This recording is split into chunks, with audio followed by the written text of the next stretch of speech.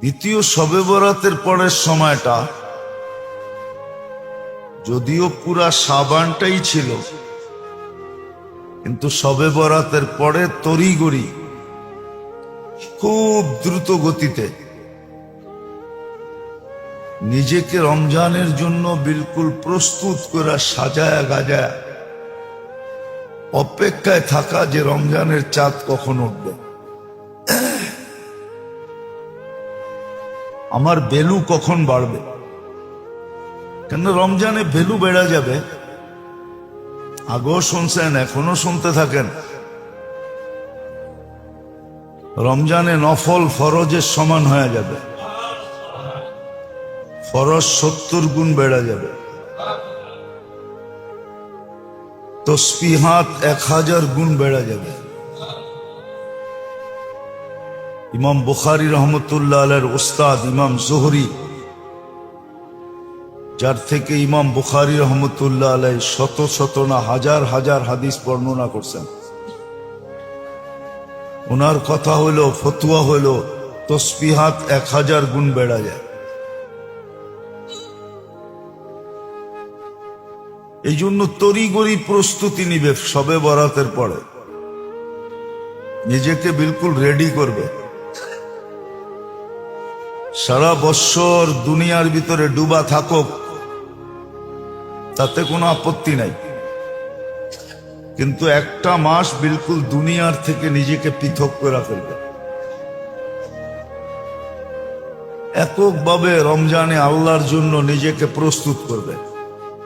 আর আসতে দেরি, চাঁদ উঠতে দেরি, চাপায়া পড়তে দেরি হবে না।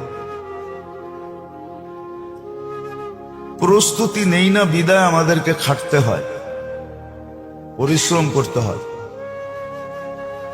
বৎসরের শুরু থেকেই যদি নিম্ন লেভেলের মানুষের কথা বলতেছি, মধ্যবিত্ত আর নিম্ন লেভেলের মানুষ, এরা যদি বৎসরের শুরু থেকেই রমজানের জন্য আলাদা প্রস্তুতি নিতে থাকে, কিছু আলাদা করতে থাকে, সঞ্চয় করতে থাকে, তাহলে দেখা যায় রোজা থেকে পরিশ্রম করতে হয় না।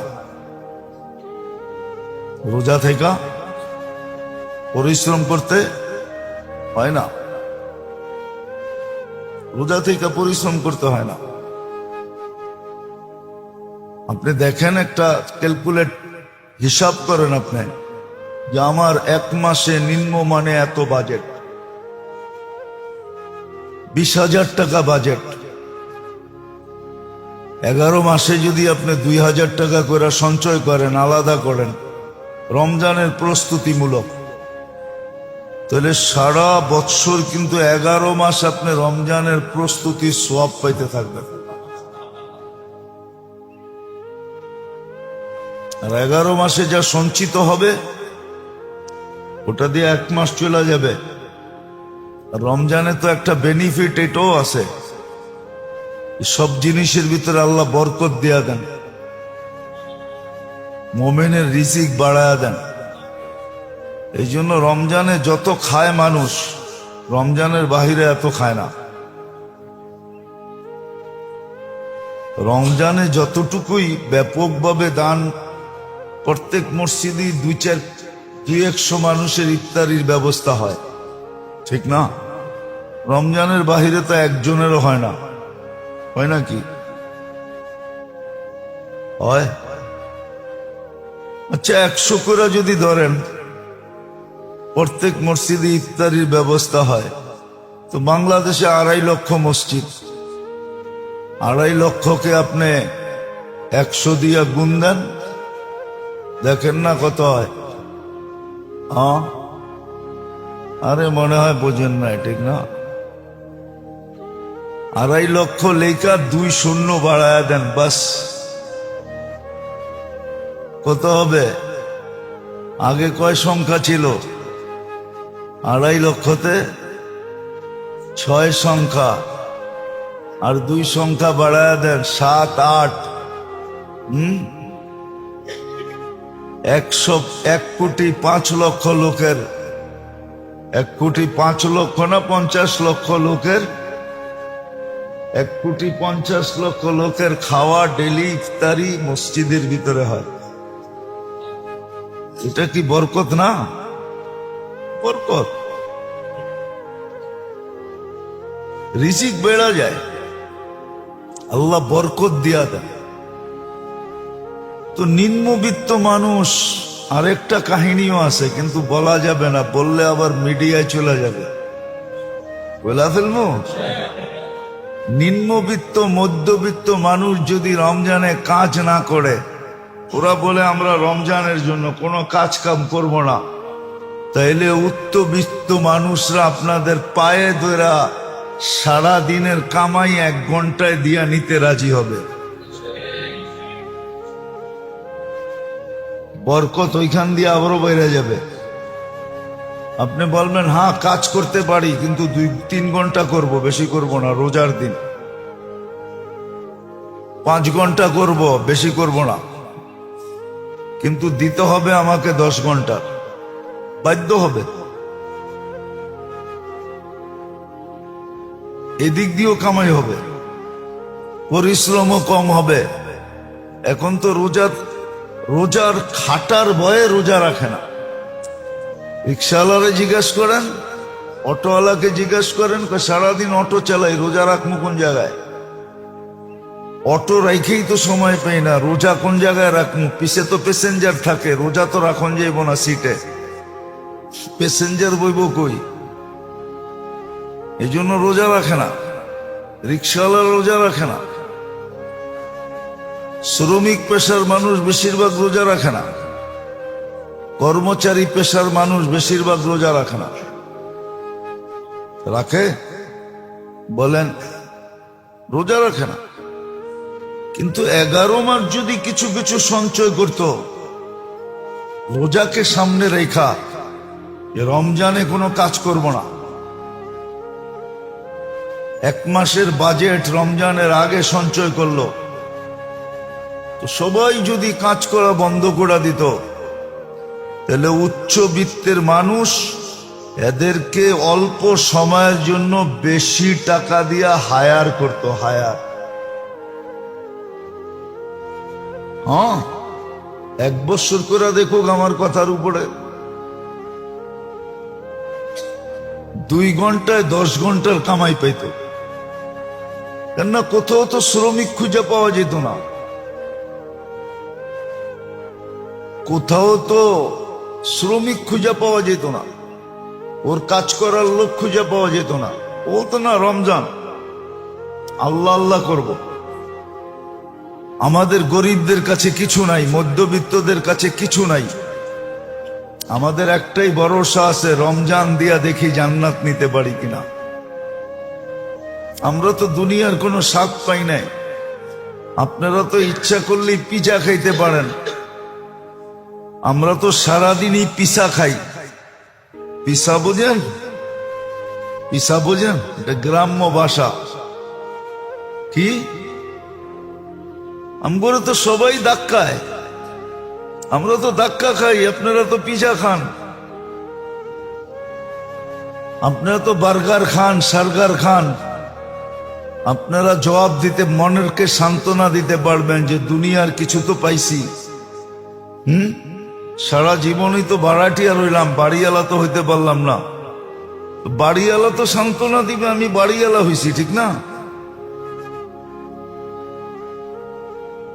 তো জবাব দিবে আমরা একটা মাস আল্লাহকে দিতে চাই।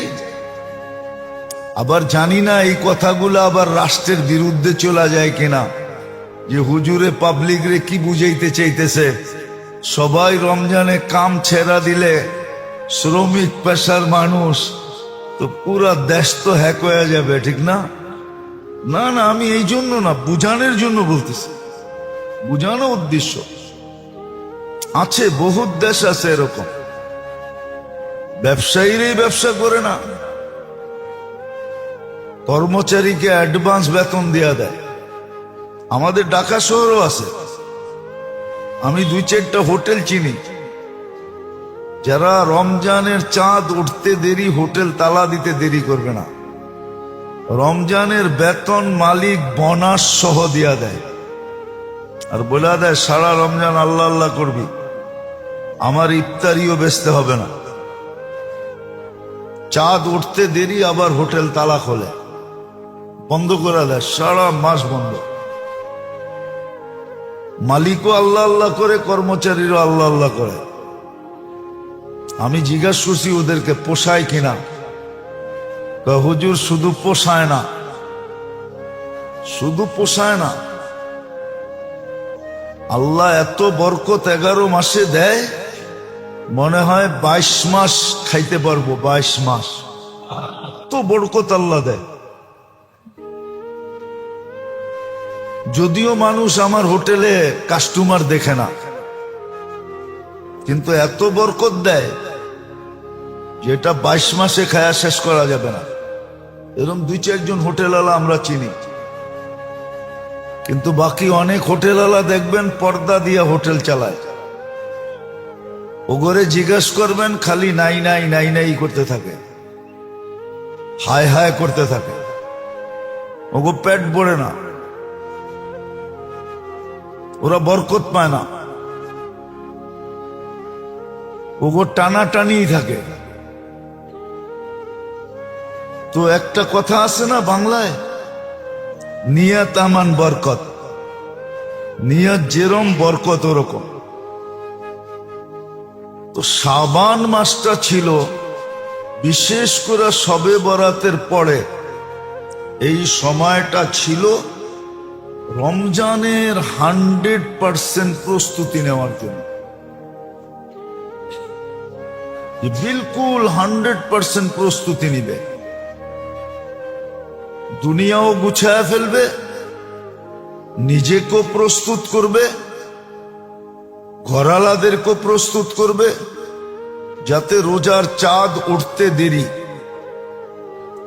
রহমত ওই ঘরের ভিতরে, ফ্যামিলির ভিতরে, জীবনের ভিতরে উচ্ছায়া পড়তে দেরি না করে, রহমত ডাইকা দিতে দেরি না করে। নাইলে আপনি রহমতের দোয়া করাবেন, রহমত আপনার কাছে যাবে না।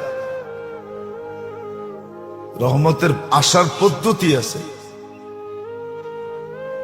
পদ্ধতি আছে। তো যেটা বুঝাইতেছিলাম, রমজানটা ছিল জীবনের শেষ সম্বল হিসাবে।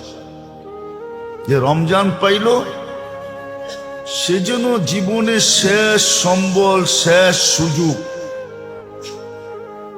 শেষ প্রচেষ্টা বলে না, সর্বশেষ চেষ্টা করে দেখতেছি, বাঁচলে বাঁচবে, না বাঁচলে করার কিছু নাই। রমজানটা ছিল প্রত্যেক মোমেন মুসলমানের জন্য শেষ প্রচেষ্টা, শেষ সুযোগ। এটা রমজানের শাব্দিক অর্থই বুঝায়, হাদিস কোরআন মিলাইলে তো আরো বুঝায় যে এই রমজানটা এই উম্মতের জন্য কি ছিল, কতটুক আগে। আপনি একটা কথা চিন্তা করেন, জান্নাতকে রমজান যেদিন শেষ হয়, ওই দিন থেকে রমজানের শুরু দিন পর্যন্ত, চাঁদ উঠা পর্যন্ত 365 দিন আল্লাহ রমজানের জন্য জান্নাতকে সাজাই। আউযু বিল্লাহি মিনাশ শাইতানির রাজীম, বিসমিল্লাহির রহমানির রহিম। শাহরু রমাদান আল্লাযী উনজিলা ফীহিল কুরআন হুদাল লিন-নাস ওয়া বায়্যিনাতিন মিনাল হুদা ওয়াল ফুরকান।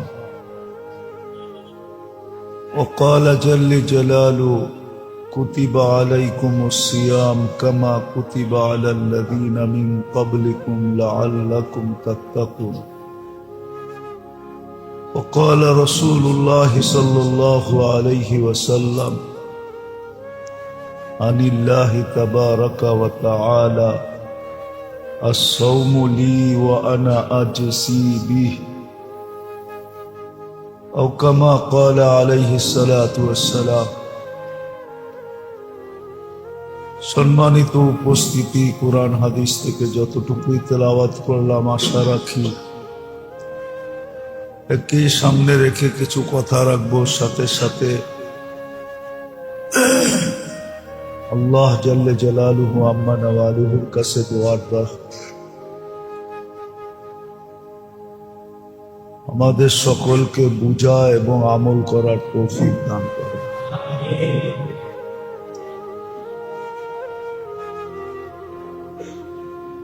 শাবান মাস সবে বরাত অতিবাহিত হয়ে গেল। কতটুকু নিতে পারলাম, কতটুকু নিতে পারলাম না, তা প্রত্যেক ব্যক্তি নিজেকে প্রশ্ন করলে তার সমাধান নিজের মন থেকেই পাওয়া যাবে।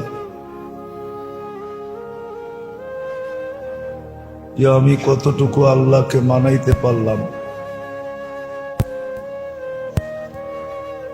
বা কতটুকু আল্লাহর সামনে নিজেকে আত্মসমর্পণ করাইতে পারলাম, আমি কতটুকু আত্মসমর্পণ করতে পারলাম,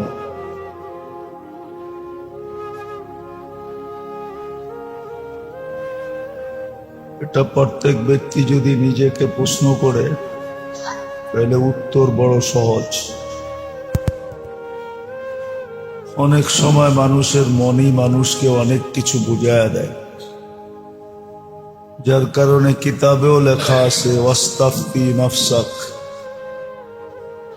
তুমি তোমাকে প্রশ্ন করলে অনেক জিনিসের সমাধান পাওয়া যাবে। বাকি সবে বরাত চলে গেছে, আবার 1 বছর অপেক্ষা করতে হবে। যদি বেঁচে থাকি, নসিবে থাকে তো আবার মিলবে।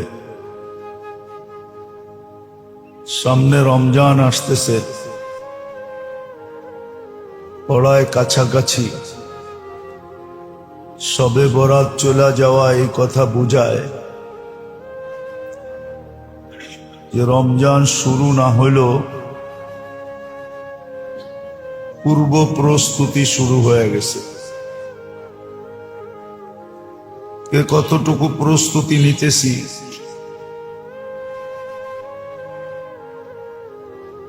এটাও যদি নিজেকে প্রশ্ন করি তাহলে জবাব সুস্পষ্ট চলে আসবে যে আমি রমজানের জন্য এখন থেকেই কতটুকু প্রস্তুতি নিতেছি। আর শাবান এই জন্যই দেওয়া হয়েছিল বিশেষভাবে এই উম্মতকে। যদিও দুনিয়া যেদিন থেকে সৃষ্টি ওই দিন থেকে শাবান মাসও সৃষ্টি, 12 মাস ওই দিন থেকেই নির্ধারিত। কোরআন এটাই বোঝায়, ইন্না ইদ্দাতাশ শুহুরি ইনদাল্লাহি 12 শাহরা ফি কিতাবিল্লাহ। 12 মাস ওই সময় থেকেই নির্ধারিত,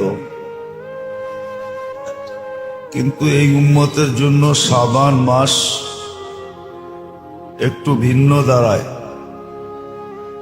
সমস্ত উম্মতের জন্য ছিল গণনা হিসাবে, আর আমাদের জন্য গণনার সাথে সাথে রমজানের প্রস্তুতির জন্য ছিল। এই জন্যই কিন্তু আল্লাহ রসুল সাল্লাল্লাহু আলাইহি ওয়াসাল্লাম এই মাসে সবচেয়ে বেশি রোজা রাখতেন, আর রাখতে রাখতে রাখতে রমজানের সাথে মিলায়া দিতেন।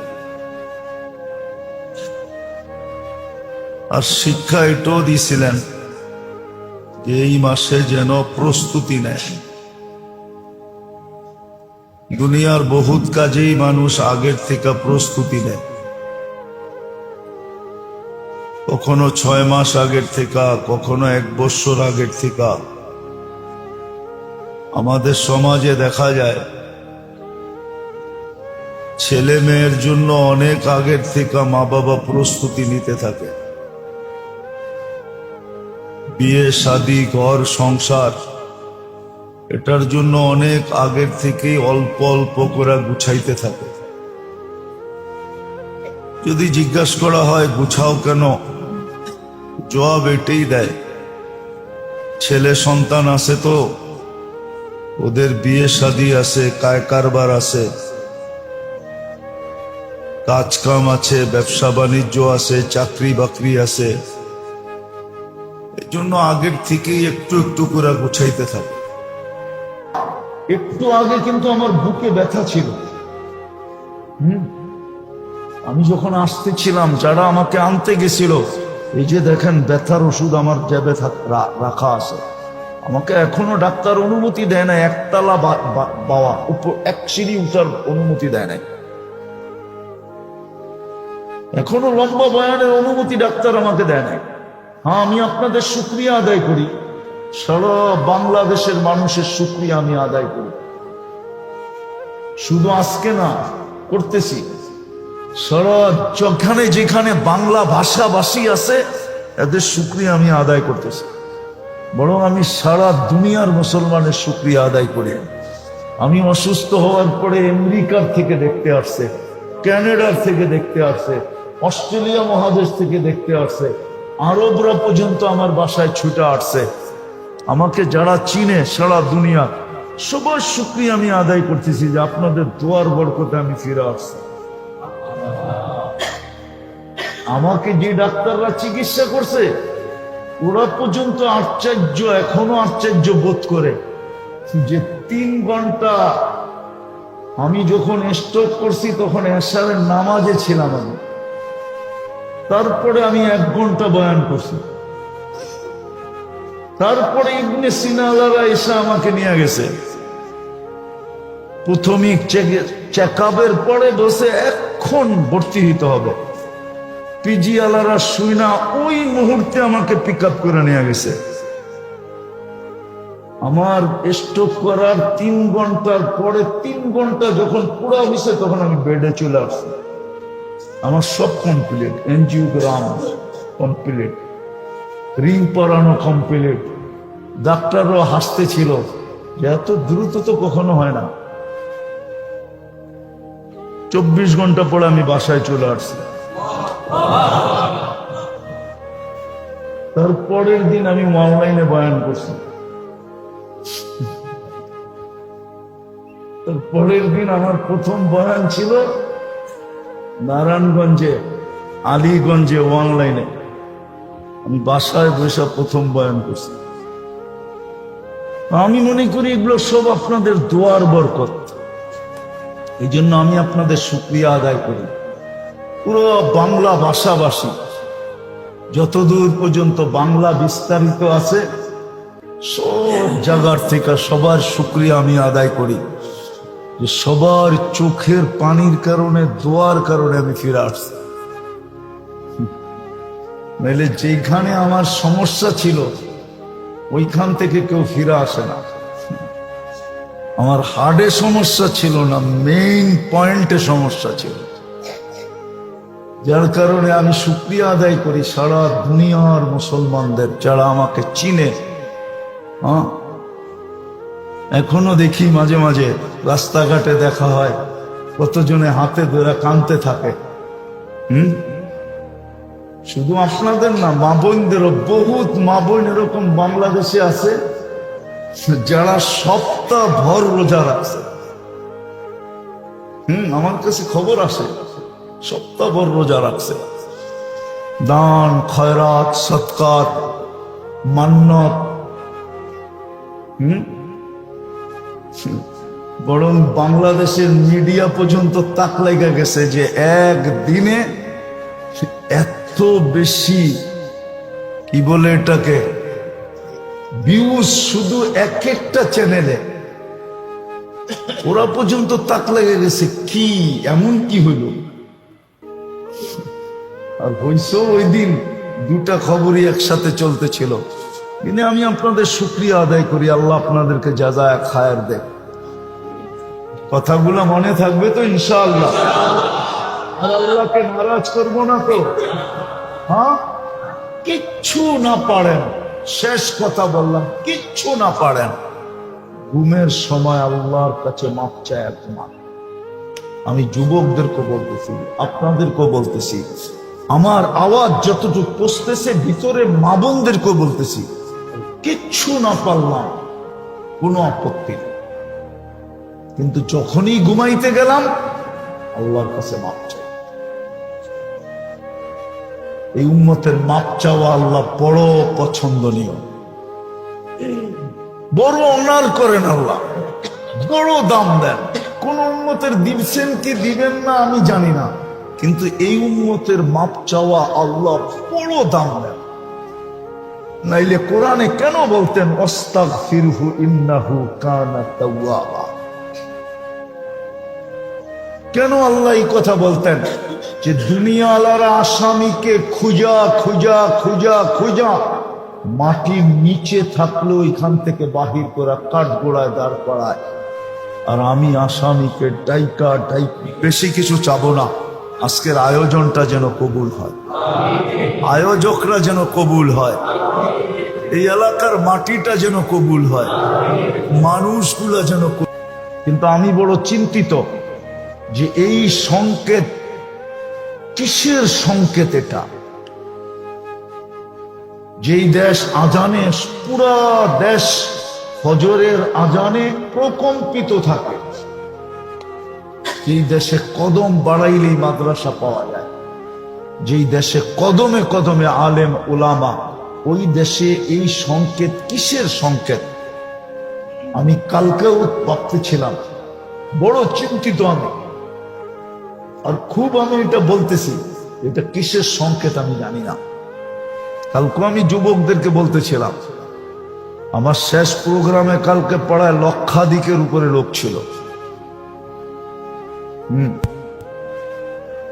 ওটাও আমি ওইখানেও বলছি, যুবকদেরকে বলছি এইবার 14 তারিখে তোমরা লক্ষণ ভালো দেখা যাইতেছে না, আর আল্লাহকে নারাজ করো না। ভালোবাসার ডের নামে যে আল্লাহকে নারাজ করা চলতেছে আমাদের দেশে, 31st নাইটের নামে আমাদের দেশে যে আল্লাহকে নারাজ করা চলতেছে, পহেলা বৈশাখের নামে আমাদের দেশে যে আল্লাহকে নারাজ করা চলতেছে, এক একটা জিনিসের নামে, বিয়ে শাদীর নামে আল্লাহকে নারাজ করা চলতেছে। এই শবে বরাতের নামেও আল্লাহকে নারাজ করা চলতেছে। হ্যাঁ, আল্লাহ নারাজ হয়ে যেতেছে আমাদের উপরে। এইগুলাই মনে হয় সিগন্যাল বহন করতেছে যে আমি কিন্তু নারাজ। ইউটার্ন জলদি নাও, জলদি। কোরআনে আছে যাহারাল ফাসাদ ফিল বাররি ওয়াল বাহর বিমা কাসাবাত আইদিন নাস লিউযীকাহুম বা'দাল্লাযী আমিলু লাআল্লাহুম ইয়ারজিউন। আল্লাহ বলে জলদি ইউটার্ন নাও। ফাইন লাম ইয়াতুবু ফাআনা তাবিবুহুম। আমি হাদিসে কুদসি শব্দ দিতেছি। আল্লাহ বলে তোমরা যদি আমার দিকে ইউটার্ন না নিলে তো আমি অপারেশন শুরু করব। ফাইন লাম ইয়াতুবু ফাআনা তাবিবুহুম। আমি সার্জিক্যাল অপারেশন শুরু করব যদি তোমরা ইউটার্ন না নিলা, ফিরানা আসলা, তাহলে আমি কিন্তু অপারেশন শুরু করব। শত সম্পর্ক আছে আল্লাহর আমাদের সাথে, আর এরকম সম্পর্ক যেটা কোনো সৃষ্টির সাথে করতে পারে না, মানুষ মানুষের সাথে করতে পারে না। ওই সম্পর্কের কারণেই আমাদের সাথে আল্লাহর একটা সম্পর্ক আছে। শুধু একটা সম্পর্ক না, শুধু আল্লাহ আমাদের সৃষ্টিকর্তা না, শুধু আল্লাহ আমাদের সৃষ্টিকর্তা না, আমাদের সৃষ্টিকর্তাও আল্লাহ, আমাদের লালন পালনকারীও, রক্ষণাবেক্ষণকারীও। এরকম সম্পর্ক তিনটা বললাম, এরকম সম্পর্ক আমাদের সাথে আল্লাহ শত, এর চেয়ে বেশি।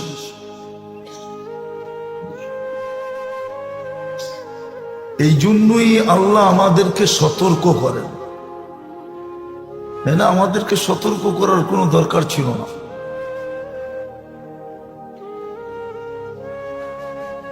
আমাদেরকে সতর্ক করার কোনো দরকার ছিল না। যেমন পরেরটারে কেউ সতর্ক করে না, করে করে নাকি? হ্যাঁ, দূর, পরেরটা আমার কি, পরেরটা আমার কি? মনে হয় বোঝেন না। পাইঙ্গা করে দেব, পাশের বাড়িরটারে কেউ সতর্ক করে না, এমনকি নিজের বাইরেরটারও করে না। দূর, আমারটা বাঁচলেই হইল, ঠিক না?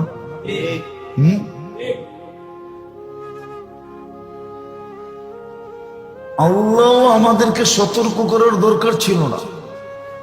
আল্লাহ তো আল্লাহ, আল্লাহ তো আল্লাহ তো আপনি ডুবলেও আল্লাহর ক্ষতি নাই, আপনার আমি বাসলেও আল্লাহর কোনো লাভ নাই। আল্লাহ ক্ষতির থেকে ঊর্ধ্বে। লা ইয়ানফা, লা ইয়ানফা, আল্লাহর কোনো লাভ হয় না। ওয়ালা ইয়ানকুস, আল্লাহর কোনো কমে না। কিন্তু আল্লাহ আমাদেরকে সতর্ক করেন কেন? সতর্ক করেন এই জন্য, সম্পর্কের কারণে করেন। এক সম্পর্ক আল্লাহর সাথে আমাদের আছে, যেই সম্পর্কের কারণে আল্লাহ আমাদেরকে সতর্ক করেন যে আমার তো লাভ লস নাই, কিন্তু ক্ষতি তোমার হয়ে যাবে। আর সাময়িক ক্ষতি না, চিরদিনের জন্য ক্ষতি, চিরদিনের জন্য বহুত বড় ক্ষতি হয়ে যাবে, বহুত বড় লস হয়ে যাবে, লস, যেটা রিকভারি করার কোনো সুযোগ তোমার কাছে হবে না। তো শত সম্পর্কের কারণে আল্লাহ আমাদেরকে সতর্ক করেন, নাহলে আল্লাহর আমাদেরকে সতর্ক করার কোনো দরকার ছিল না। আবার এটাও প্রমাণ আছে, কোন সৃষ্টিকে আল্লাহ সতর্ক করেন নাই। ওরা আমাদেরকে জিজ্ঞেস করেন, কোন সৃষ্টিকে আল্লাহ সতর্ক করেন নাই। সৃষ্টির ভিতরে সবচেয়ে উচ্চ মানের সৃষ্টি যাকে বলা হয়, কিন্তু মানুষের চেয়ে উচ্চ না, আমাদের চোখে উচ্চ, ফেরেশতাকে পর্যন্ত আল্লাহ সতর্ক করেন না। শুধু আমাদেরকে সতর্ক করতেছেন, শুধু সম্পর্কের কারণে। আল্লাহর সাথে আমাদের এক সম্পর্ক আছে, এক না শত সম্পর্ক, যেই সম্পর্কের কারণে আল্লাহ সতর্ক করতেছেন। আমি একটা দেখাই, এই জন্য যুবককে আল্লাহ সতর্ক করতেছেন, শাবাব লা ইয়াক্তারুকা শাবাবুকা, যুবক যৌবন যেন তোমাকে ধোঁকা না দেয়, বিমুখ না করে, মাতাল না করে, পাগল না বানায় দেয়। কেননা যৌবনটা জিনিসই এরকম, যৌবনটা লেগাম দিলে তো ঠিক আছে, লেগাম না দিলে কি বেয়ারিং আর কি ঘুরে, এর চেয়ে বেশি ঘুরে। এই জন্য আল্লাহ সতর্ক করতেছে, শাবাব লা ইয়াক্তারুকা শাবাবুকা, যুবক তোকে সতর্ক করতেছি, কেননা তোর সাথে আমার শত সম্পর্ক। কালকে এটা তুই যেন না বলতে পারিস যে সম্পর্ক তো ছিল, ইশারা দিলেই তো হইতো। মনে হয় বোঝেন না, থাকেন তো পুরান টাউনে, করতে বুঝবেন। বুঝছেন? অনেক সময় কয় না, সম্পর্ক তো ছিল, ইশারা দিলেই তো হইতো। ঠিক, কালকে যেন আমরা আল্লাহকে না বলতে পারি, আল্লাহ সম্পর্ক তো আপনার সাথে কোটি শত শত ছিল, একটু ইশারা দিতেন। আল্লাহ বলে কালকে যেন তুই আমার উপরে আঙ্গুল না উঠাইতে পারিস, এই কথা না বলতে পারি যে আপনি আমাকে সতর্ক করলেই তো পারতেন। সম্পর্ক তো আপনার সাথে ছিল, একটা তো ছিল না, 100টা তো ছিল, 100-র অধিক সম্পর্ক তো আপনার সাথে আমার ছিল। আপনি তো আমার রব ছিলেন, আপনি তো আমার খালেক ছিলেন, আপনি তো আমার মালিক ছিলেন, আপনি তো আমার রাজিক ছিলেন, আপনি তো আমার সবকিছু ছিলেন। একটু ইশারা দিলেই তো পারতেন। আল্লাহ বলে কালকে যেন তুই এই কথা না বলতে পারিস। যুবক, এই জন্য তোকে সতর্ক করতেছি, শাবাব লা ইয়াক্তারলুকা শাবাবুকা। যুবক, যৌবন যেন তোকে বিমুখ না করে, উদাসীন না করে, পাগল না বানায়, মাতাল না করে। সাথে একটা সিগন্যালও দিয়া দিছে, কাম মিন সাব সাবাকাকা ইলাল মউত। এই জন্য মাঝে মাঝে বলে, এত ইশারায় বুঝাইলাম বুঝিলি না, এখন তো তোর একটা চটখানা দিয়া বুঝাইতে হইল।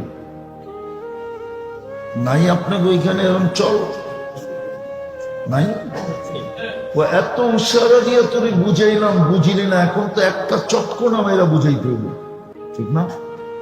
আল্লাহ বলতেছে, সতর্ক করতেছি, যদি না বুঝোস তাহলে আগেরটা বলতেছে, কাম মিন সাব সাবাকাকা ইলাল মউত। কত যুবককেই তো আমরা যৌবন সহ কবরে শোয়া দিছি, হতে পারে তোকেও শোয়া দিব,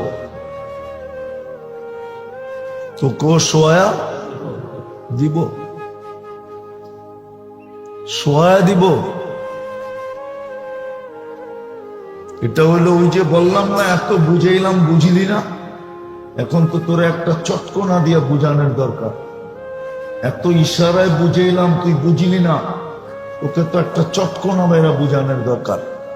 কি পুরান ঢাকায় এরকম কথাবার্তা নাই? হ্যাঁ, আমি তো নয়াবাজার বহু শুনি।